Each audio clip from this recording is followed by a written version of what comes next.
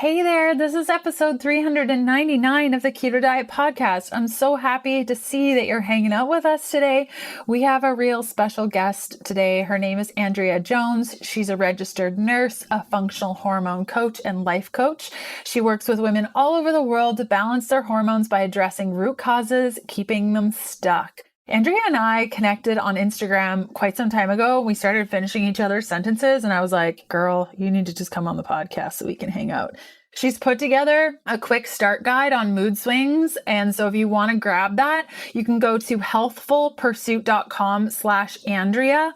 I set up that URL for her so that we could give you guys that freebie. So again, that's healthfulpursuit.com/Andrea. And as always, if you have questions about today's episode, you can go to healthfulpursuit.com/contact and ask me. Also, if throughout today's episode, you're like, who is this Andrea chick? I want to know her. She seems so awesome. You can connect with her on Instagram at Abundant Wellness with Andrea.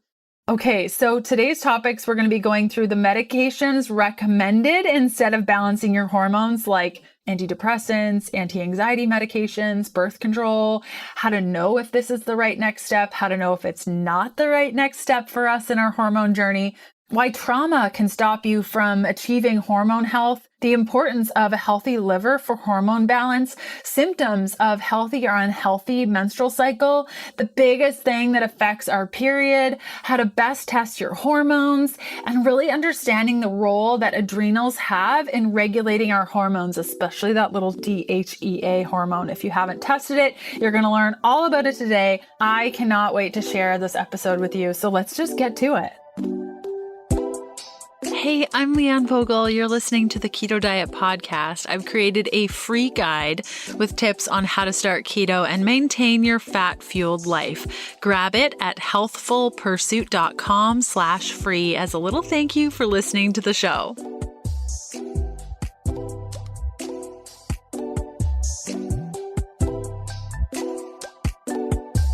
Hey, Andrea, how are you? Good. It's so good to be on here with you today, Leanne.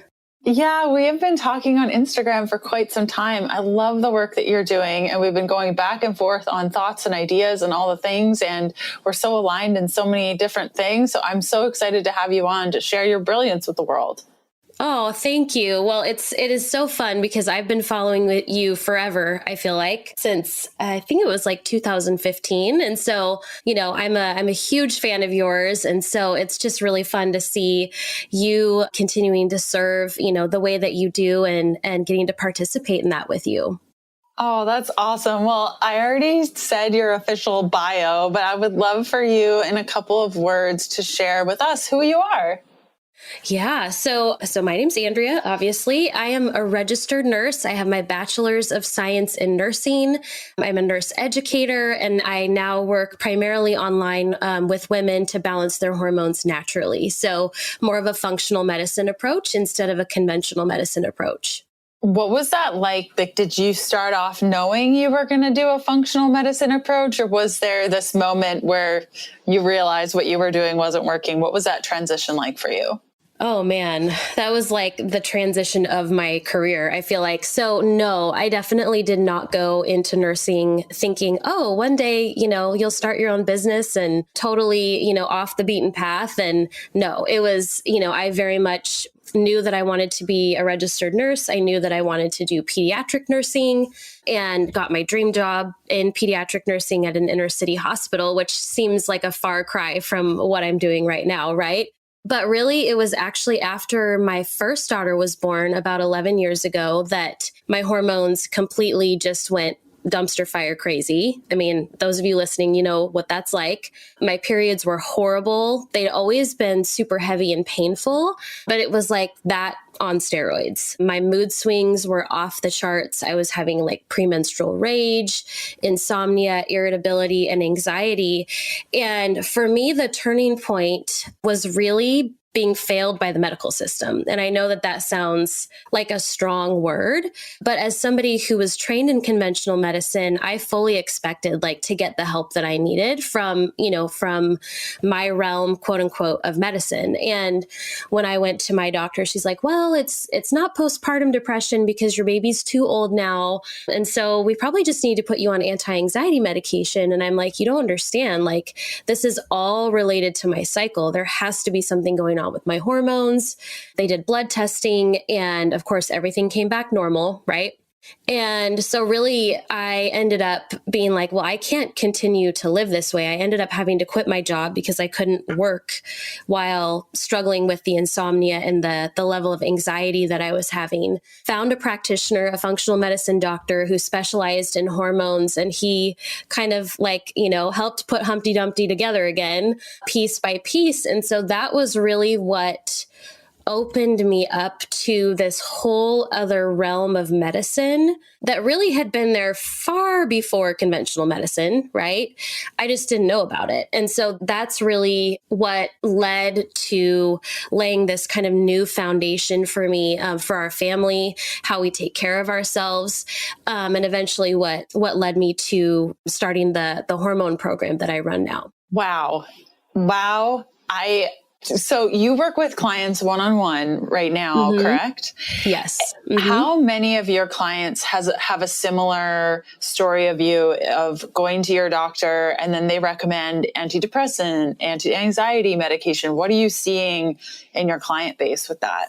Pretty much all of them. I mean, usually by the time they get to me, they've tried everything else. And I think that's probably similar to your client base. I feel like a lot of times before women actually are willing to, I don't even want to say willing, that's not really the right word, realize that there's a different opportunity for them. It's after we've exhausted all of our efforts, right? And, we want to work with insurance, we want to do all of those things, but we're just not getting the help that we need, or even just the explanation of what's happening in our bodies. I think that's a big part of it. And so I would say every single woman that I talk to has been really just beating a dead horse trying to get help, and not getting the answers that they need from their provider, and either being told they need to be on birth control or hormone replacement therapy or antidepressants. And they either have tried that and it hasn't worked for them, or they know that that's not really the issue. And so they're just like, well, I guess I'm just going to have to suffer with this.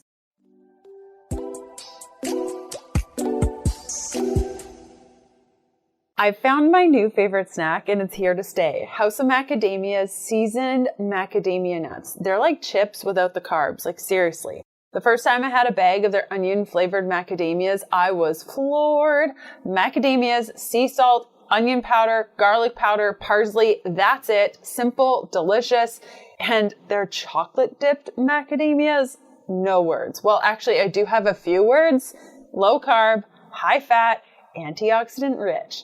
I'm just salivating thinking of them right now, but sadly, I had my last bag yesterday, but I have a coupon code that I'll be using for my next order, and you can use it too. I'll share it with you in just a second.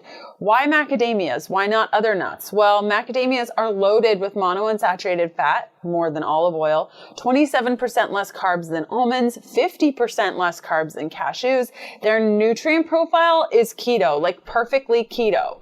And House of Macadamias aren't the run-of-the-mill macadamia nut. I used to get mine from Costco, but not anymore. You can tell the quality behind House of Macadamia products, selecting only the best of the best nuts sourced from over 90 independent farms, produced in rich soil with clean mountain water and mild temperatures.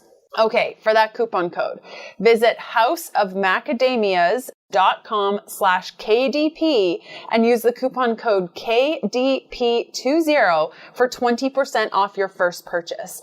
Once more, that's houseofmacadamias.com/KDP and use the coupon code KDP20 for 20% off your first purchase. Enjoy! It's so disappointing. It really is. Yeah. It's right up there with when I see a pattern in a client's blood work and I'm like, oh, we really should get your liver imaged. Like, I really, really suggest we do imaging for the liver. I'm just picking one because it just happened the other day. And they go to their doctor and the doctor's like, no, no, I will not do that. And it's like, oh my gosh. It's so painful. It's so frustrating. I know we've talked about this on the podcast so many times, and it's just, it's so sad that this is happening. What was it? I guess what you've already touched on this a little bit of, it's usually that we've exhausted every option. I had to get there also before I was like, okay, I'm just going to have to figure this out myself. What was that like for you? And maybe some of your clients, you've noticed it also. You ended up not going on that anti-anxiety medication, correct? Like, had you done your research and just decided, I'm not going to go that route? Or what was that process like where you were like, wait, there has to be another way? And what are you seeing with your clients with that same process that may not be medically inclined? Yeah. So for me, I had struggled with like clinical anxiety before. And so I knew the difference. Like I knew that what I was feeling in my body was not the same. You know, I'm waking up 6 o'clock sharp every morning, having a panic attack, like woken up out of a dead sleep. This is not like, to me, that was physiological. There was something happening with my circadian rhythm that was throwing me into anxiety attacks. It wasn't psychological in my mind. I could tell that there was a distinct difference. And, you know, but the bummer part was that because of my history with anxiety, they would look at my chart and be like, well, you have a history of anxiety, so this just makes sense. And I'm like, no, you don't understand. I know my body. This is different. And it was very scary because for a short period of time, I did have to go on some benzos, basically benzodiazepines, which are very, very heavy anti-anxiety medication. So I had a nursing infant at the time, and I'm already a lightweight when it comes to medication as it is, but I was very concerned about how that might be passing through the breast milk. I knew that it was not a long-term solution. I knew that the issue was not rooted in my psychology, for lack of a better way of explaining it. And so I just didn't know yet what the answer would be. And that there was something that was equally, if not more beneficial for me out there. And I think that's where so many women are. They're in that like space in between, right? Where they're like, I know this isn't quite it. Like, this isn't where I want to go. This hasn't helped me before. This doesn't really seem to be the problem, but I don't fully know what else there is. And that space in between is really the gap that conventional medicine is not filling. They're not bridging that gap for people. And it's leaving a whole bunch of people falling through the cracks, right? And not getting the help that they need. Yes, completely. So before we kind of get into root causes and periods and a little bit deeper into what we're working with here when it comes to hormones, I'm sure everyone would love to know, what was the problem with your hormones? Why were you waking up? Did you figure out kind of what hormones were causing those anxiety attacks? Did you kind of figure out what was at the root of that?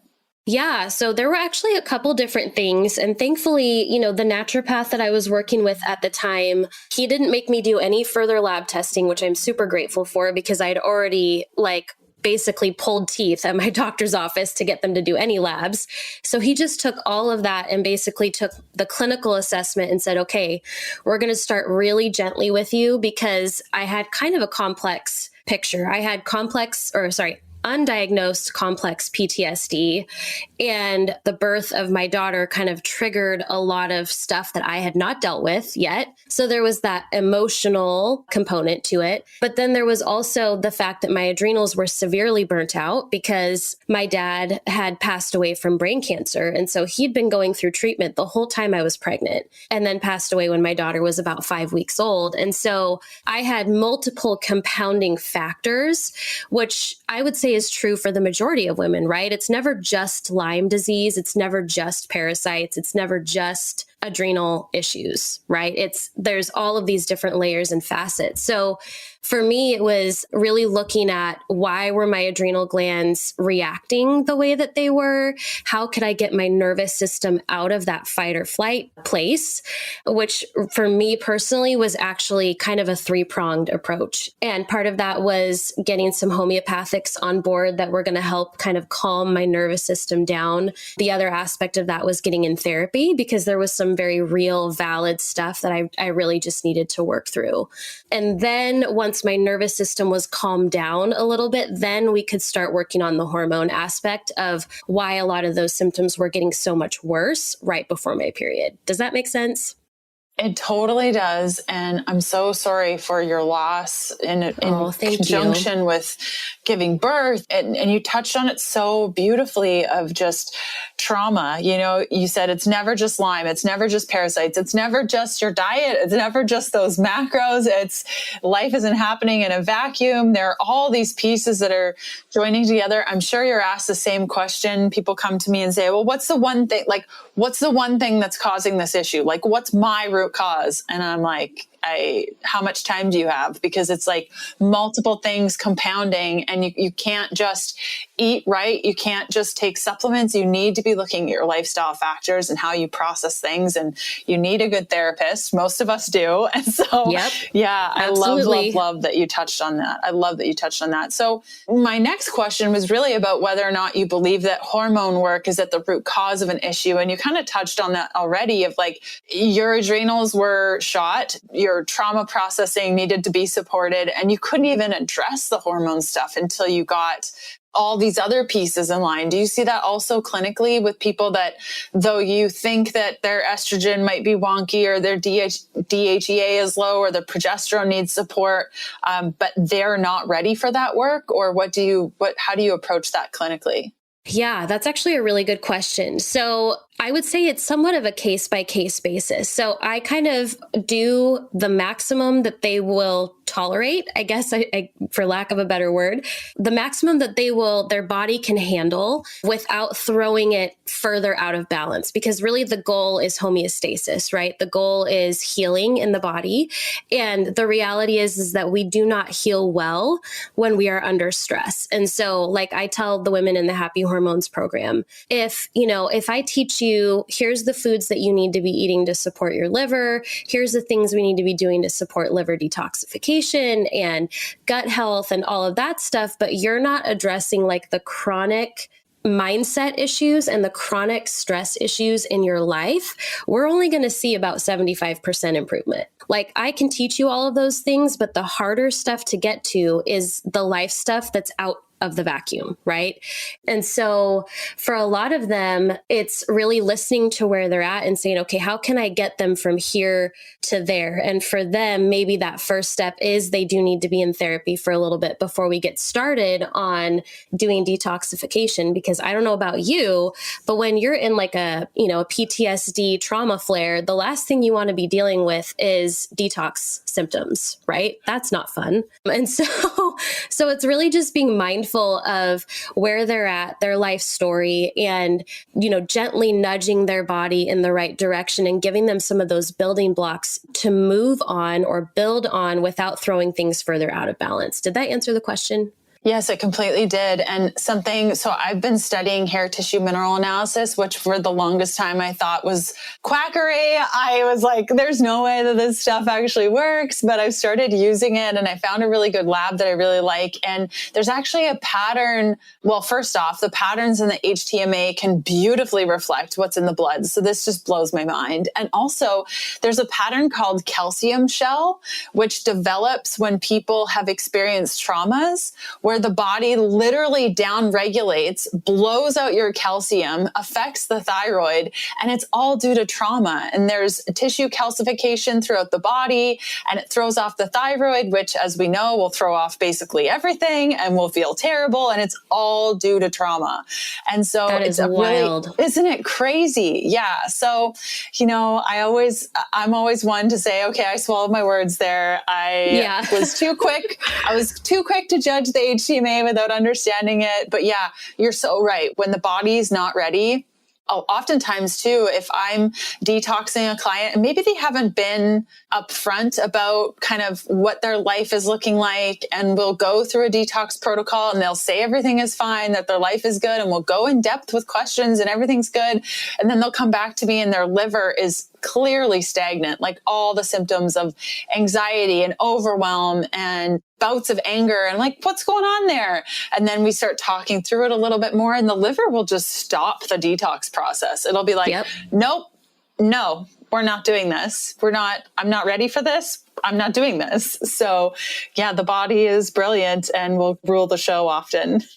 Absolutely. Well, and I don't know about you, but I have also seen within that, it's almost like things that we don't know are there, like emotionally, will come out during that liver detoxification. So anger, repressed anger is a big one, especially for women, things that we haven't been allowed to process or maybe haven't been safe for us to process, emotional triggers, things like that. And they tend to not be, I would say, necessarily re-traumatizing for people, but it does come out. And it's like, hey, let's look at this as an opportunity that the body is saying, hey, let's heal from this because we can't suppress it any longer. So let me hold your hand and we'll walk through that, and this too shall pass, but we're going to take that as a sign that your body needs to get rid of some stuff. So super fascinating. It kind of works both ways. Exactly. Totally true. So you mentioned a little bit about the certain types of foods that you're recommending in your program to do with liver support. What does liver support have to do with hormone dysregulation? Everything. Literally everything. And I know people, at least my clients, they get sick of hearing me talk about the liver because it's like the liver runs the show, but it really does play a huge role in hormone balancing for women for many, many reasons. Primarily because the liver, plays a huge role in its ability to metabolize estrogen. So, we need our liver to be metabolizing estrogen through 3 primary pathways. And if one or all of those pathways is struggling due to, methylation issues or estrogen dominance, meaning that we're getting all of these xenoestrogens from our environment and our body just can't process or filter it fast enough, then it's going to back up in the body and it's going to cause estrogen dominance, which then will cause our progesterone to be chronically low. And a lot of people don't actually realize that if your doctor is telling you that you have low progesterone, 9 times out of 10, the issue is actually your liver is not clearing out estrogen properly. So that's the first thing, but it's also responsible for regulating our cortisol, regulating our blood sugar metabolism, vitamin D synthesis. There's a lot that the liver does in regulating our hormones. And so that's why that's one of the very first things that we focus on in getting things moving for women is getting their body clearing out estrogen and getting those liver pathways functioning the way that they should be. Yes, completely. There's this ongoing trend on social media. In fact, I've had somebody on the show chat about liver and say, there's no way that the liver could be dysregulated. The liver is a detoxifying organ. You don't need to force detoxification. That's the liver's role. And recently I've just thought but we believe that the thyroid can be messed up, we believe in Addison's disease. We believe in, Hashimoto's. We believe in, ovarian dysfunctions. But yet we don't believe that the liver could be messed up at all. It just doesn't compute. Well, and even clinically, that doesn't make a whole lot of sense because when we look at, something like the Dutch hormone panel, we can see very clearly where the liver is messed up. Now, it's not going to show us on a liver function test, right? Like a serum LFT, it's not going to typically show up on there because we're looking for 2 different things. But on a Dutch hormone panel, it will be able to tell pretty quickly, if the liver's doing its job or not. So that's super interesting. I would have seen that and been like, no. I know. Stop. Yeah. Stop the madness. Okay. So we talked a tiny bit about periods when you were mentioning some of your symptoms and the period situation. What's the purpose of a menstrual cycle? Because I think a lot of women, 1, think that we're on a menstrual cycle when we're on the hormonal birth control. And 2, don't really love the whole menstrual cycle thing. So what's the point? What's the point of it? What is the point of the menstrual cycle? That's a really good question. So, as women, and I think honestly, a lot of this is kind of a cultural issue in that we, at least our generation, women in our 30s to 40s, we were kind of the birth control generation, right? So we were raised that every ailment regarding our periods could be treated with birth control. Heavy periods, take birth control. If you've got mood swings, take birth control. If you have scanty periods, take birth control. And not only does that totally dysregulate the brain connection to our hormones, but it's simply just not Honestly, I feel like what it's contributed to is this mistrust of our own bodies. Like we can't trust the way that our body was built and made to function. So the purpose of a reproductive cycle is to facilitate, I don't want to say rotation, that's not quite the word, the shifts in our hormones that they actually carry out many different processes in the body besides just a menstrual cycle. So we kind of have to look at it backwards, if that makes sense. The menstrual cycle is the fruit or the outcome of a healthy process happening overall in the body. So if we are not having a healthy menstrual cycle, like a 5-day, non-heavy, non-crampy, non-painful period, if that is the fruit that we're seeing at the end of our month, then we know that everything else in our body, for the most part, is going to be working pretty optimally to get us to that point. So there's a lot of other reasons why our body has that cycle, though, where we are creating different neurotransmitters at different times throughout the month that are optimal for our brain, for our libido. If we're talking about the purpose of, throughout the menstrual cycle, the purpose of those changing hormones around ovulation is obviously to increase fertility, right? So there's different functions, I would say, at different times throughout the cycle, besides just having a period. Does that make sense? Totally, it does. I love the idea and how you describe the fruit at the end of the cycle. I think a lot of us don't think about the actions that we've done before leading up to the cycle that we've just had. So I really love how you describe that. And what you really touched on, part of my next question was really about how do we know that we have a healthy period? Well, you said if it's around 5 days, not heavy, not painful. How we know we have an unhealthy period then is longer or shorter than 5 days, I would assume, pretty heavy and super painful. Did I get that right? Yeah, absolutely. And I did forget to mention, our periods really should be mood free. Like they really should be. And I know that people think I'm crazy when I say that. I thought my doctor was crazy when he's like, you really shouldn't be dealing with mood swings. And I was like, bro, what are you even talking about? First of all, you're a dude. So what do you know about this? Second of all, and again, that was one of those eat my words type of situation, but I'd been dealing with mood swings literally since my first menstrual cycle. So I just didn't know. I didn't know that you didn't have to suffer from that. But really, it's like we should be fairly even keel. Now, if you're having like a half a day of feeling a little bit moody or weepy, not a big deal. But for most of the women that I talk to, it's a good 7 to 10 days before their cycle that they don't feel like themselves. So that's a pretty marked difference that is a pretty big concern. And so when I'm talking to people and I'm like, hey, how's your period? They'll say, oh, my period's fine, but my moods beforehand are just awful. Then, that's reason enough. That one symptom alone is reason enough to start working on the root causes, because you don't have to have, a heavy, painful, crampy period to still have issues around your cycle.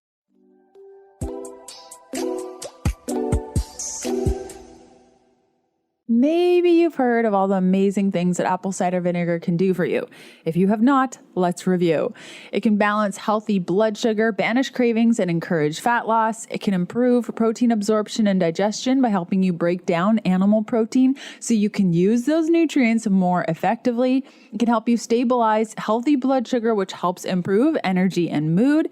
An aid in the healthful aging process, has been shown to lower morning glucose, fasting glucose, and help stabilize blood sugar by increasing the ability of our muscles to take up sugar from our blood. Okay, so you could just go to your pantry and chug some apple cider vinegar. No, don't do it. It'll burn your esophagus. So you always have to mix it with water. And here's the thing. I don't know about you, but when I have a liquid supplement, I will 9 times out of 10 forget to take the stuff. And that's why I love Paleo Valley's apple cider vinegar complex, because not only does it have apple cider vinegar, but it also has turmeric, ginger, cinnamon, lemon, all organic ingredients to further support all the benefits of apple cider vinegar and more. If you are encouraged to take the stuff and you just don't think that you'll drink the liquid, you can head on over to paleovalley.com. and load up on a couple of bottles of apple cider vinegar complex and whatever else that catches your eyes. I personally love the superfood bars. They're just amazing. Enter the code KETO at checkout to receive 15% off your first order. Again, that's paleovalley.com and use the code KETO at checkout for 15% off your first order. Completely. And so you touched on it a little bit, those root causes, and liver is probably part of that because we've already touched on this. But if a woman maybe listening who just had a period, it wasn't the best, we just talked about signs of an unhealthy period, it wasn't great. What are some of the things that they could have done differently in a month leading up to that cycle? Like, we've already talked about the liver piece. Are there other key things, like big picture things, that if you're doing this on a daily basis, chances are you're not going to have the best cycle? Yeah, that's a really good question. So I'm like, do we start with the long list or the short list? No. So, because there can be kind of a long list, but I'll keep it simple just because we all need like simple, practical, right, steps. So the biggest thing I would say is, number one, if you're not hydrated, there's no way to flush things out. Your liver is going to have a really hard time doing its job of detoxifying if we're not adequately hydrated. And by hydrated, I don't just mean free water. I mean, like, we need minerals in there too. So making sure you're getting that adequate mineral balance in there as well.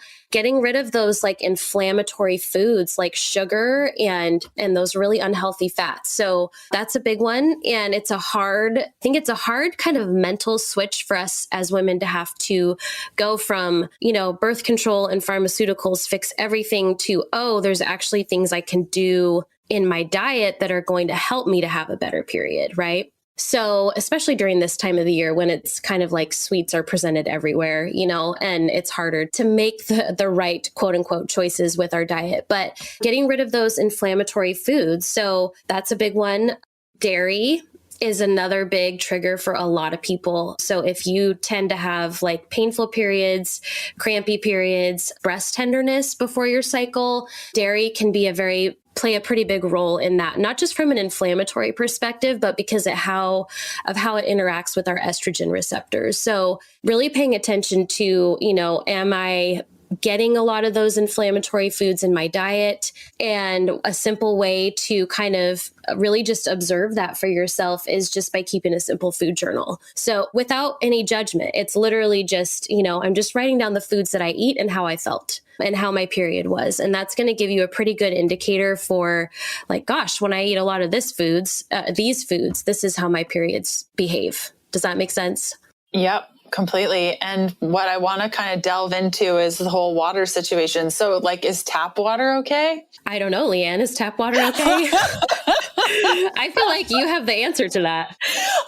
Yeah, I definitely do. Tap water's not okay. So I would say the number one thing that I suggest everyone do is clean up their water. Like, this is by far the most important thing when it comes to literally anything to do with your health is the water you're drinking. Like, we need so much of it. It's required for everything that your body does. It needs to be on point. And what I see a lot of times is we're listening to podcasts. We're like, oh yeah, I want that Paleo Valley supplement, or I want the magnesium breakthrough. Yet we're still drinking tap water in our plastic bottles. So let's kind of go back to basics, understanding that filtration is super important. Tap water glorified equals fridge water. That is basically the same thing. It's not good enough at all. Like, don't bother with that. There's likely going to be mold stuff in there too, because they're not cleaned properly. So some sort of filtration system. Berkey, not my ultimate favorite, but pretty good. My personal favorite, since you were talking about minerals and adding minerals back into water, distilled water, without a doubt, hydrates better than any water that I've seen clinically in blood work. And so if people can't hydrate, and those people that they're just thirsty all the time and they just can't get enough water, distilled water with minerals, wait 2 weeks and you'll feel like a brand new human. So amazing. I wanted to touch on the water piece.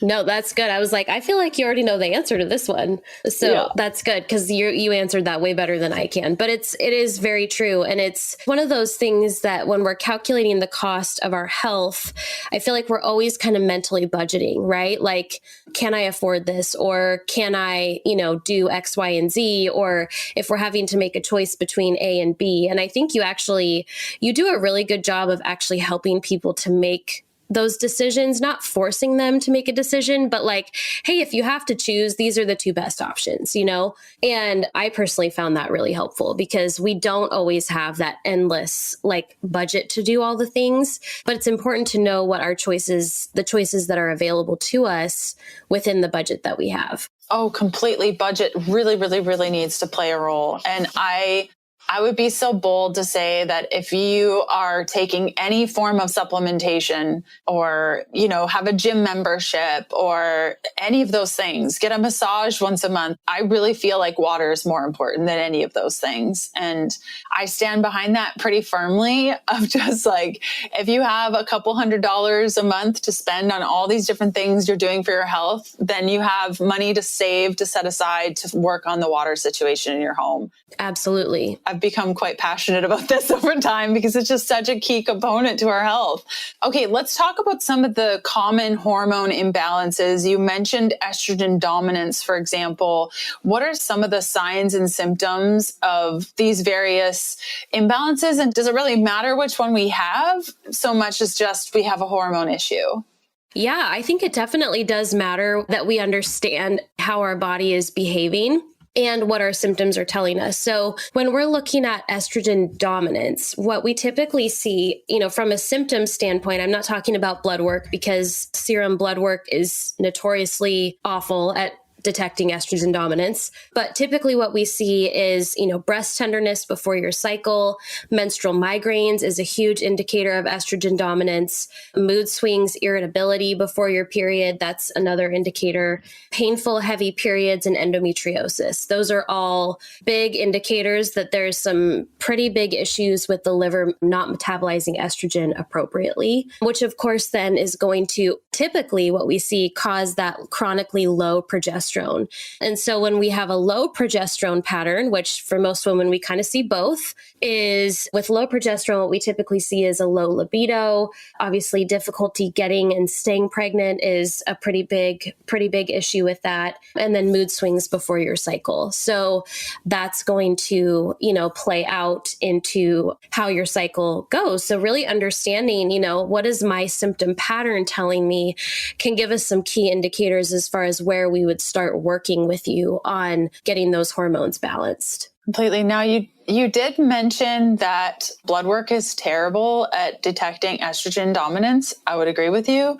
In fact, sometimes I have total geek clients just like me that want to do multiple tests at the same time and kind of understand what's saying what and all those things. And so oftentimes I'll have a client that wants to do a hormone panel via blood and then a hormone panel via Dutch, which is a dried urine testing. And we can kind of compare them and look through it. And I had a client that on Dutch had a severe estrogen dominance, but on blood, nothing wrong. Yep. Nothing wrong. So you're seeing that too. And what are you using instead? So I use primarily the Dutch hormone panel for that same exact reason. So most of the women that come to me, they've either previously had serum blood work done and it came back as nothing's wrong with me, but I'm seeing all of these symptoms of, pretty significant estrogen dominance. And so I personally love the Dutch hormone panel because it tells us a whole lot more about the relationships and the patterns between the hormones, not just these flat numbers. They're really dynamic. And so we need to be looking at the hormones as a dynamic moving piece. And I do feel like the Dutch hormone panel gives us a pretty decent glimpse into that. And occasionally, very occasionally, if we need to dig in a little bit deeper, if there's some indicators of chronic low-lying inflammation somewhere and it's not super clear where it's coming from, then I will do something like the GI map. Sorry, my brain just fell out of my head for a second there. The GI map to give us some more okay, tell me more what's going on with the inflammation piece that's going on in the body. That can really help us as well. But the Dutch hormone panel is definitely a good starting point. Couldn't agree with you more. GI map is life. I've almost gotten to the point where I'm almost recommending a GI map for every single client before they start with me. Like I'm just about there, because oftentimes we'll get going. We're like 2 months in and I'm like, oh, we should have done a GI map. It'd be so good if we had a GI map, like, Yep. oh Yeah. man, those things, like you don't even, once you understand the dysbiotic pattern that you have in your gut, it makes everything so much easier. Just everything, hormone work, parasite work, immune system work, every single thing. Skin, especially skin issues, 100% GI map. Like without a doubt, we're doing a GI map. Absolutely. Well, even, like I had a client that I had worked with for quite a while on hormones. We got, amazing progress. And then she had this kind of she had a stomach bug. And then she had a really big flare up of anxiety. And I was like, something's not right here, And so we did a GI map, found this. It actually wasn't even quote unquote high. It was on the high end of normal, but there was C. diff. And C. diff, which we know, basically it inhibits the GABA neurotransmitters. And so she was not only having this really reactive, basically C. diff inflammatory response, but her body wasn't able to make GABA, which is that really calming neurotransmitter, which is why she's having this huge flare up of anxiety. So it can be extremely helpful, especially, when we hit those little roadblocks where we're like, we should be seeing progress, but we're not. Like, what are we missing here? Yep, completely. Couldn't agree with you more. Now, adrenals. We haven't talked about this. Like, where does cortisol and adrenal function fit in with all of this? Like, how does the health of our adrenals and the production of cortisol affect our experience with our cycle? Yeah, this is a really, really fascinating question, actually, because our adrenal glands actually control a fair amount when it comes to our cycle. So, and it's interesting because it's also the one area that most of us women want to ignore, right? Which is our stress and our lifestyle. And those, basically, we don't want to have to change the hard things about our lives, which I fully get. I have a kid with special needs. And there was a period of time where there just was literally nothing else I could do to shift the stress in my life, right? So I get it. There are seasons like that, but our adrenal glands, they're responsible for producing DHEA, which DHEA is the most abundant circulating steroid in the body. But what's interesting is that DHEA is actually a precursor to testosterone and estrogen.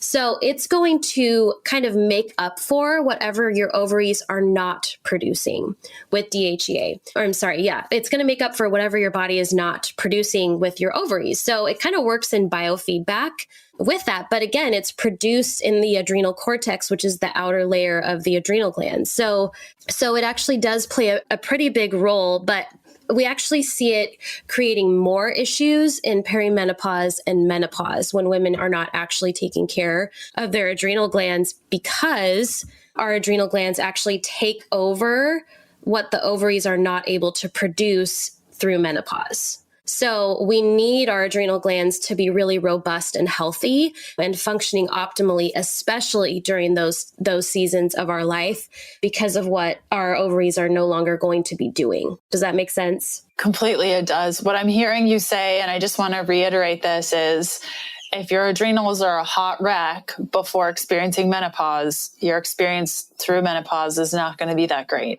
Is that kind of Absolutely. a fair summary? Yeah, absolutely. And what we see, or what I'm seeing is, that I get a lot of women who are like, I've had my hormones tested. My doctors put me on hormone replacement therapy, like estrogen or progesterone, you name it, tinctures, creams, pills, whatever.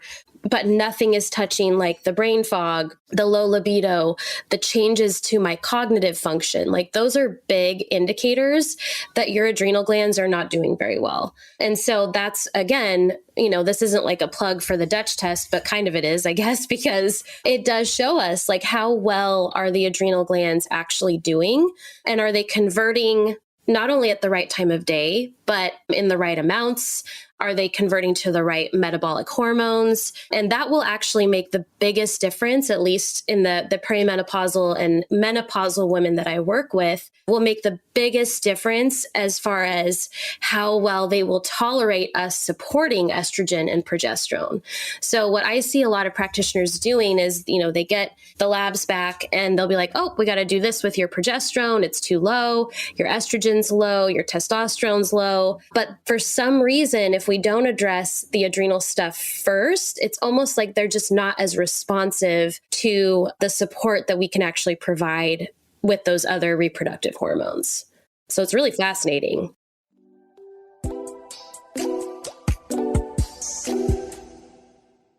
I really hope you're enjoying today's episode. I'd love to see where you're listening from. You can snap a pic and tag me at Leanne Vogel or leave a review for the show on your favorite podcast player. It helps me out tremendously. Okay, back to the good stuff. Yes. I see this so often. I onboard clients. I'm like, you're on progesterone and estrogen, but nothing with adrenals, nothing. That's not going to work. What are your thoughts? This is primarily, I'm totally asking this question for me because I don't know the answer and it just came to my mind. DHEA versus DHEAS. What are your thoughts? Because I've had so many conversations with people about this and I would just love your thoughts. Which marker do you use? Do you see them as being different? Do you prefer one over the other for certain reasons? What are your thoughts? Yeah, so I think for me, and I've actually kind of gone back and forth on this one as well. For me, I tend to stick primarily with DHEA, but I'm also looking at what is it doing in the body? So if the DHEA is off and the DHEAS is off and the androgens are off, that's going to shift everything, right? Literally everything else, the pregnenolone, the progesterone, everything. So if they're both off, then that's a pretty big indicator that we have some hot mess situation that we need to clean up. If the DHEA is off and the DHEAS is not off, what I'm finding is that the DHEAS in those situations is typically not as clinically significant. So I'm kind of looking at what's happening below that part in the chain of hormones. Does that make sense? Totally, it does. Yep. I couldn't agree with you more. See, we should be best friends. We just get along so well. This is great. I agree. That's so great. So what are some of the ways that DHEA can be increased or decreased? You talked a little bit about stress and adrenals, but what are the things that are affecting this primarily? Yeah. So a big one is chronic stress. Absolutely. Chronic stress is inflammation. We can't pretend that it's not. It does create inflammation in the body. So that's a big one. So I would say, obviously, do what you can to address the biggest stressors in your life. And I would say do it in a way that makes sense for the stressor. So for me, let's just say rewind to 11 years ago. For me, that stressor was obviously the loss of my dad and some other big family stuff that was going on. Well, there is no tincture that's going to cure that. I had to actually go to therapy for that part. So do you know what I'm saying? I'm not trying to be sarcastic. I'm just saying there was actual work I had to do, to deal with that aspect of things. Deal with the issues in your life that are causing that chronic low level stress. Nervous system balancing is another one. So getting out of that fight or flight as much as you can. Now, there are some amazing herbs, homeopathics, et cetera, that can help to pull us out of that fight or flight state, which I am totally on board with. And then the other thing would be adaptogenic herbs. For supporting DHEA, I almost always start there to see how their symptoms respond before I actually have them supplement with DHEA, because I want to just kind of see how receptive their adrenal glands are or how resistant they are. And that's going to kind of give me some information as far as what we're working with, how chronically embedded is this problem and what really is it going to take for us to see this shift. Yes, completely. Oh my goodness. I could talk with you forever about all these things, but I'm just going to cut it. I'm just going to cut it now. Where can people find more from you, your programs and your Instagram, all the places where we can find you? Yeah, thank you so much. I know I feel like we could talk forever, so we'll just have to continue on Instagram. But yes, the best place to find me is on Instagram. I do quite a bit of education on there, or at least you'll see invitations to different trainings and things like that on Instagram. And that's at Abundant Wellness with Andrea. And then that's where you'll be able to find, the link in my bio to my website to either schedule a free breakthrough call with me or look at my other services. That's awesome, Andrea. Thank you so much for coming on the show today. Oh, it was my privilege. Are you kidding me? Thank you so much, Leanne. Andrea is such a delight. I hope you agree with me. You can connect with her on Instagram at Abundant Wellness with Andrea. And again, that little freebie that she's put together for you, you can find at healthfulpursuit.com/Andrea. Okay, I will see you back here next Tuesday for another episode of the Keto Diet Podcast. Bye.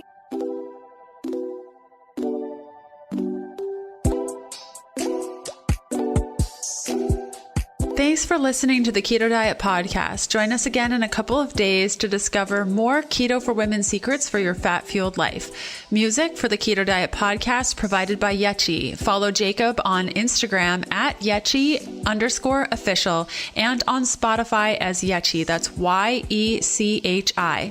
The Keto Diet Podcast, including show notes and links, provides information in respect to healthy living, recipes, nutrition, and diet, and is intended for informational purposes only. The information provided is not a substitute for medical advice, diagnosis, or treatment, nor is it to be construed as such. We cannot guarantee that the information provided on the Keto Diet Podcast reflects the most up-to-date medical research. Information is provided without any representations or warranties of any kind. Please consult a qualified physician for medical advice and always seek the advice of a qualified healthcare provider with any questions you may have regarding your health and nutrition program.